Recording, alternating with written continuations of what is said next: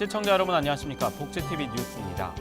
한국사회복지협의회가 2016년 정기총회를 열고 제32대 신임협의회장 선거를 치렀습니다. 박빙의 선거였지만 이 개표 결과 여유 있게 서상목 전 보건복지부 장관이 신임협의회장으로 당선됐습니다.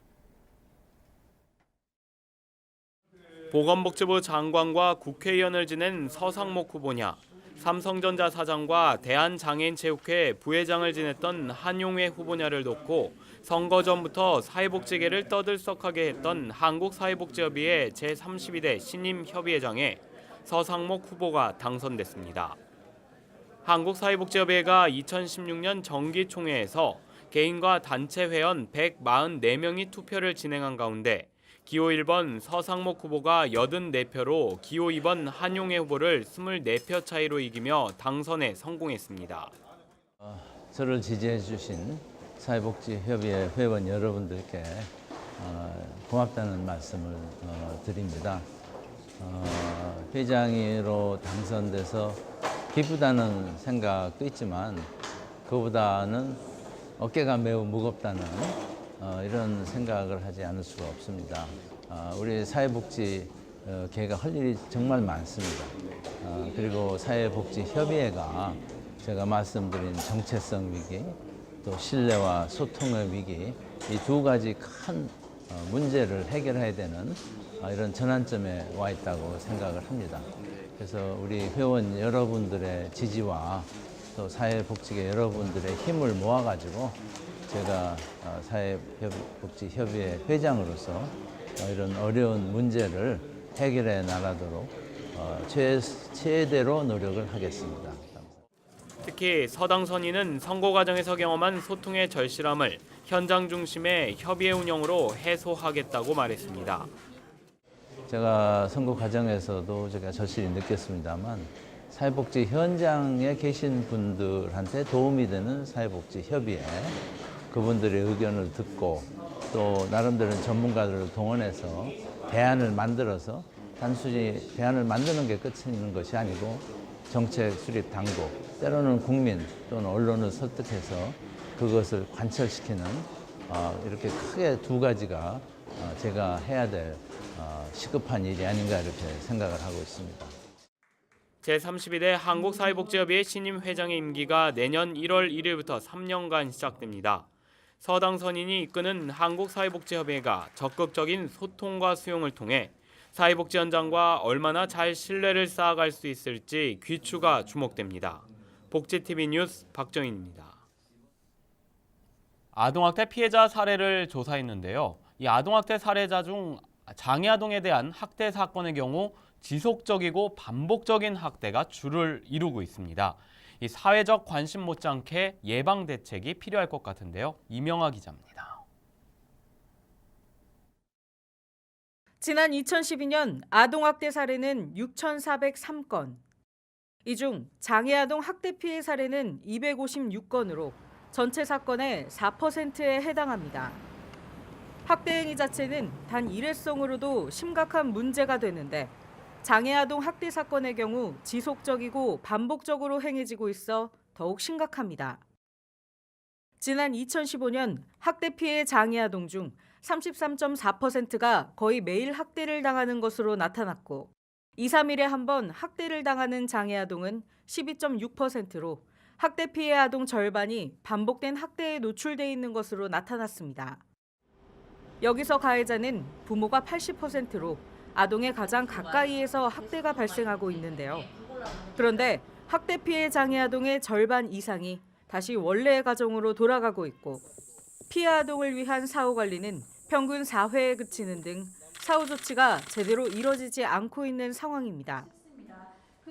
이에 한국장애인 인권포럼은 장애아동 학대 현황과 지원 체계 마련에 대해 논의했습니다. 전문가들은 장애아동만을 위한 법률이나 체계가 마련돼 있지 않은 점을 지적했습니다. 아동복지법이 있고 저희가 이제 장애복지법이 있다 보니까 장애는 장애복지법에서 해야 되는 거 아니야, 장애아동. 이렇게 약간 서로 이래서 아마 이제 이에 전문가들은 장애아동 학대 피해 사건과 관련해서 전문적인 조치가 가능할 수 있도록 주무부처가 생겨야 한다고 주장했습니다. 더불어 장애아동 학대에 대한 사회적 관심이 생겨야 한다고 촉구했습니다. 복지TV 뉴스 이명화입니다. 한국장애인단체 총연합회가 장애인 당사자에게 시작하라라는 슬로건으로 2016 장애인 당사자 대회를 개최했습니다. 장 총련은 여의도 이룸센터에서 장애인 당사자의 인권의식을 고취하고 장애인의 인권 향상과 권익 옹호를 위해 노력한 장애인단체 활동가를 격려하기 위한 자리로 장애인 복지대상 활동가상을 시상했습니다. 또한 장 총련은 제4차 장애인정책 종합계획 장애인 당사자 관점에서의 평가와 재현을 주제로 토론을 진행해 올해 한국의 복지 상태를 점검하고 다양한 의견을 수렴하는 자리를 마련했습니다. 경기 지역에는 장애인들의 이동권을 보장하기 위해 500여 대의 장애인 콜택시가 운행 중에 있는데요. 경기도가 장애인 콜택시 서비스 향상을 위해 운수 종사자 교육을 실시합니다. 황현희 기자입니다. 휠체어를 이용하는 장애인 등 교통약자를 위한 장애인 콜택시. 탑승부터 안전벨트를 매는 것까지 장애인들의 손과 발이 됩니다. 하지만 정작 장애인들은 콜택시 이용을 꺼릴 때가 많습니다.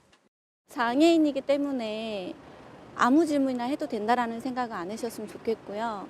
좀 인격적으로 다른 사람들과 똑같이 대우해 줬으면 좋겠다는 생각이 좀 많이 듭니다. 이 분야 운수 종사자들을 대상으로 한 장애인 이해 교육이 필요한 이유입니다. 현재 장애인 콜택시는 경기 지역에 약 500여 대가 운영 중이고 1년에 100만 건 정도 이용됩니다. 이용자 대부분은 중증 장애인. 특수면허를 소지한 운전자라면 장애인과 관련한 별도의 자격 요건 없이 운행에 투입되고 상담원 역시 다르지 않습니다. 이에 경기도는 장애인의 인권과 이동권 보장, 장애 유형별 특성 등에 대한 특별교통수단 종사자 교육을 시행합니다. 종사자들의 교대 근무 등을 고려해 첫 해는 하루 8시간씩 총 5번에 걸쳐 진행됐고 내년부터는 교육 내용과 질을 더 보완해 해마다 실시한다는 계획입니다. 한 발 더 장애인한테 배려하는 거하고 이해심을 갖는다 해서 앞으로 조금 더 많은 장애인들 위해서 노력을 많이 해야 되겠다 그런 점을 배웠습니다. 170%까지 이제 도입 대수가 늘어나기 때문에 종사자도 늘어나고 또 이렇습니다. 그래서 교육도 아주 거기에 맞춰서 잘 해서 우리 중증의 장애인들, 교통약자들이 더 쾌적하고. 경기도는 교육을 독려해 교통약자를 배려하는 인식 개선을 확산시킬 생각입니다. 복지TV 뉴스 황현희입니다. 장애인 먼저 실천운동본부가 12월 3일 세계 장애인의 날을 기념하고 국민들의 장애 인식 개선을 돕고자 매년 장애인 먼저 실천상을 시상하고 있는데요. 올해도 어김없이 시상식이 열렸습니다. 지난 1일 서울 대방동에 위치한 서울 여성플라자에서 장애인 먼저 실천상 시상식이 진행됐습니다. 올해로 21회째를 맞이하는 시상식에서는 사회 각 분야에서 장애 인식 개선을 위해 노력한 개인과 단체가 수상자로 선정돼 수상의 영예를 안았습니다. 이에 올해는 장애인 먼저 실천상 대상에 윤덕경 무용단이 수상했습니다. 우리나라가 대단히 어려운 것 같지만 이 장애인들을 위해서 도움을 주는 여러분, 또 장애인 스스로 노래하는 이런 부분 보면 기운이 납니다. 우리 민족이 살아있다. 여러분들이 모든 관심을 갖고 있으니까 이 상처럼 자랑스러운 것은 없다고 생각합니다. 지금 이 시간에도 장애 인식 개선과 사회 통합을 위해 보이지 않는 곳에서 묵묵히 애쓰고 있는 개인과 단체들이 내년에는 더 많이 장애인 먼저 실천상 후보에 추천될 수 있기를 기대합니다. 복지TV 뉴스 박정인입니다. 장애인 문화예술 축제인 2016 희망동감 예울림 페스티벌이 열렸습니다. 이명화 기자입니다. 문화, 예술, 예능 분야에서 뛰어난 역량을 쌓은 장애 예술인들을 위한 제11회 대한민국 장애인 문화예술대상이 열렸습니다. 총 6명의 예술가들이 각각 대상과 우수상, 문화체육관광부 장관 표창 등을 수상했습니다. 이번 대한민국 장애인 문화예술대상의 대상을 수상한 바이올리니스트 김종훈 씨. 시각장애로 청각이 예민했던 김 씨는 유독 바이올린 소리를 좋아하던 소년이었습니다. 음악가의 길을 걷겠다고 결심한 그는 끈질긴 노력으로 각종 콩쿠르에서 상위권에 입상하고 현재 세계 무대에서 활동하며 재능을 펼치고 있습니다.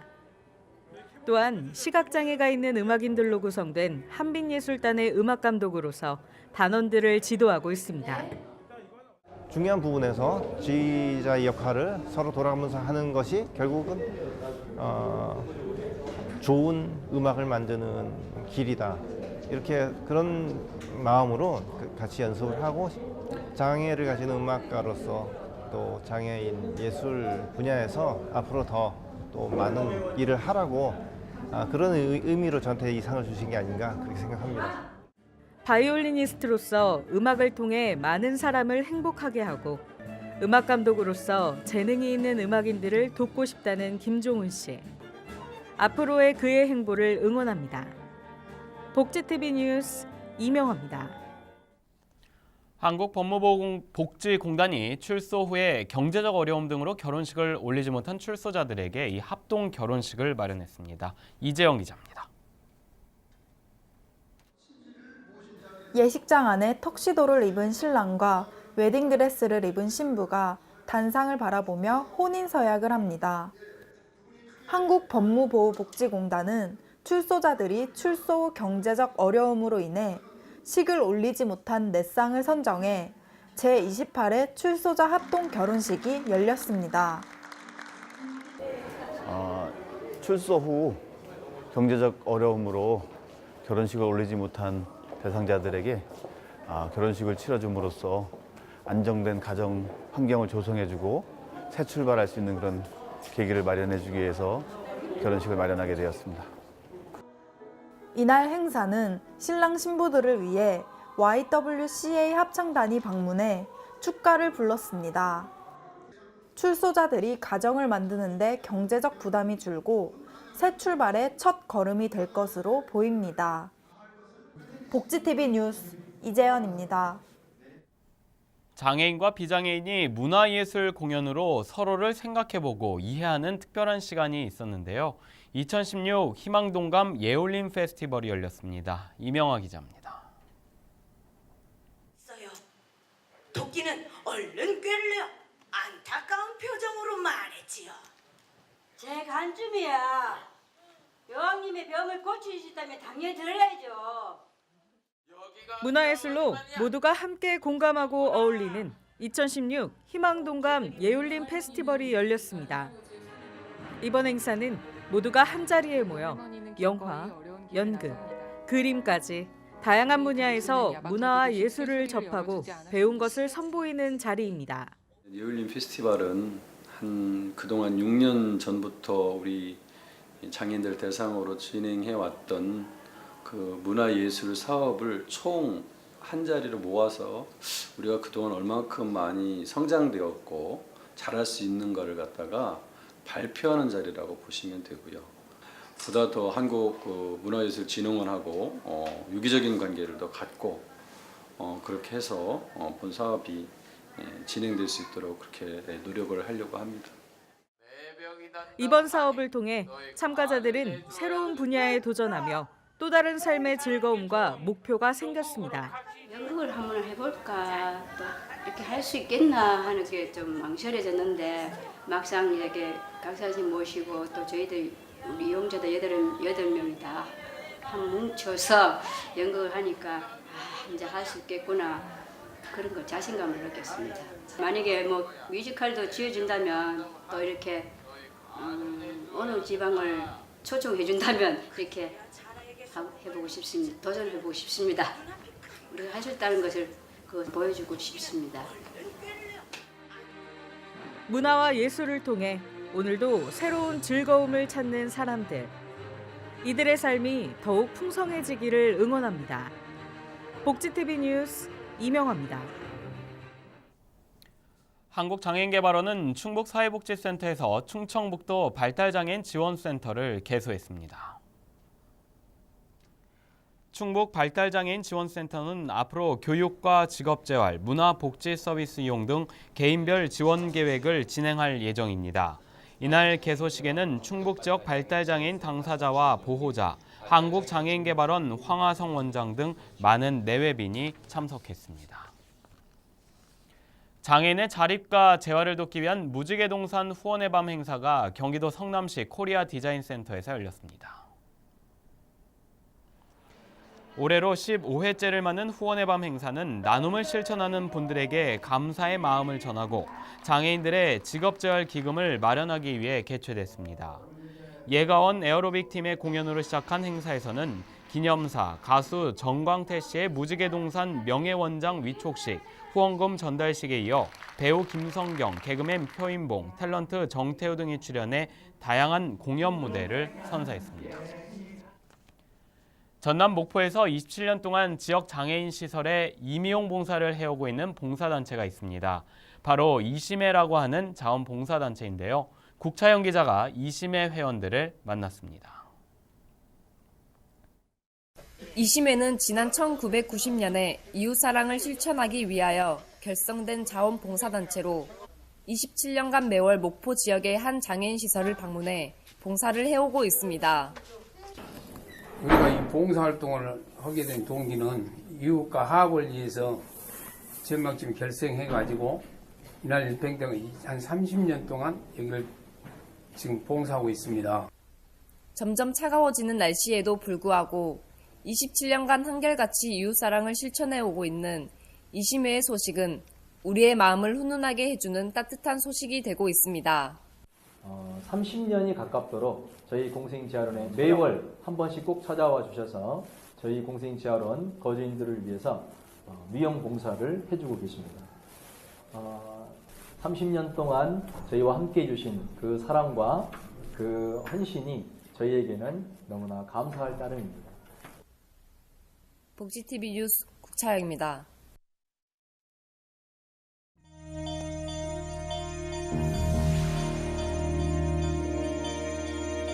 이어서 간추린 뉴스를 전해드립니다. 충남문화재단이 지역 예술인 복지 발전을 위해 한국예술인복지재단과 업무 협약을 체결했습니다. 두 기관은 앞으로 충남 지역 예술인들의 복지사업 지원 서비스와 홍보 업무 등을 협조할 예정입니다. 광주시각장애인연합회가 제2회 시각장애인이 만들어가는 나래아를 개최했습니다. 이번 행사에서 시각장애인들은 그동안 준비한 합창과 동화 구연을 했습니다. 경상남도가 취약계층의 안전하고 따뜻한 겨울 나기를 위해 복지 사각지대 발굴 추진단을 운영합니다. 추진단은 내년 2월 말까지 긴급 지원 등 도움이 필요하지만 지원을 받지 못하는 복지 사각지대 취약계층을 발굴해 지원합니다. 사랑의 열매 영주봉사단이 11월에 산타 물건인 이불 36채를 사회복지시설과 소외계층에게 전달했습니다. 봉사단은 연말연시 이웃돕기 성금 모금과 거리 홍보 등을 통해 시민들의 기부 동참을 위한 착한 가게 캠페인 등 기부부나 저변 확대를 위한 다양한 활동을 펼치고 있습니다. 예천군이 취약계층을 위해 사랑의 마음을 담아 함께 나누고자 희망 2016 나눔 캠페인 행사를 내년 1월 31일까지 진행합니다. 예천군은 사랑의 열매 달아주기 거리 캠페인과 모금 활동을 통해 희망 2016 나눔 캠페인을 대대적으로 전개해 국민들에게 홍보할 계획이라고 말했습니다.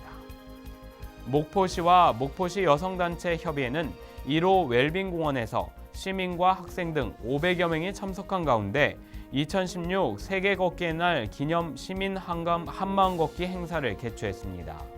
이번 행사는 가을을 걷다란 슬로건을 내걸고 진행됐으며 목포시 1호 공원부터 청호 공원까지 조성된 웰빙 공원을 걸었습니다. 이어서 이번 주 장애인 신문 브리핑입니다. 한 주간의 복지계 소식을 장애인 신문과 함께 다시 짚어봅니다. 장애인 신문 1171호에서는 최근 운행을 시작한 프리미엄 버스와 달리 여전히 개선되지 않는 장애인 이동권 보장 관련 질타의 목소리를 담았습니다. 지난달 25일 프리미엄 고속버스가 첫 손님을 만났습니다. 하지만 탑승을 위해 대기 중이던 휠체어 이용 장애인은 버스표를 내밀었지만 터미널과 운송업체 관계자들에게 막혀 버스 탑승을 포기했습니다. 하지만 정부는 예산을, 운송업체는 안전성을 이유로 장애계의 목소리를 묵살해왔고 정부의 지원 아래 프리미엄 버스 도입 계획이 발표되면서 결국 의지의 문제라는 지적이 나오고 있습니다. 장애인 차별금지법 등에 명시된 배제되고 차별당하지 않을 권리, 그 권리는 아직 현실이 되지 못하고 있다는 지적입니다. 다음은 횡령과 가혹행위 등으로 문제가 된 대구 희망원에 대한 국가인권위원회의 직권조사 결과가 담겼습니다. 인권위 조사 결과 급식비리와 폭행, 강제노동, 사망사건 등이 밝혀진 가운데 이외에도 급식비리와 횡령 등이 밝혀졌고 인권위는 관련자를 검찰에 고발하고 수사를 의뢰하는 한편 관계기관에 대책 마련을 권고했습니다. 반면 이어진 기사에서는 장애계가 인권위 직권조사가 미흡했고 솜방망이 처벌에 그치고 있다며 질타하고 있습니다. 장애계는 운영 책임자와 설립 주체 등까지 철저한 조사가 필요함에도 불구하고 단순 조사가 진행되고 있다고 문제를 제기하는 한편 거주인의 전원 탈시설 추진과 시설의 소규모화, 단계적 폐쇄 등을 촉구하고 있습니다. 더 자세한 뉴스는 장애인신문과 웰페어뉴스 홈페이지를 통해 확인할 수 있습니다. 앞서 장애인신문에서 전해드렸죠. 이 국가인권위원회가 대구 희망원에 대한 직권조사 결과를 발표했습니다. 지금 검찰 수사도 진행되고 있는데요. 검찰은 지금까지 제기된 의혹들을 한치의 숨김없이 명명백백하게 밝혀야 할 것입니다. 행복한 미래를 여는 방송 복지TV 뉴스를 마칩니다. 시청해주신 여러분 고맙습니다. 우리 주변에서 일어나는 불공정한 사례부터 억울한 사연, 따뜻한 미담까지 장애인신문과 웰페어뉴스 홈페이지를 통해 보다 다양한 소식을 접할 수 있습니다. 시청자 여러분의 제보를 기다립니다. 웰페어뉴스 홈페이지 또는 전자우편, 전화번호 02-2655-9519로 많은 제보 바랍니다.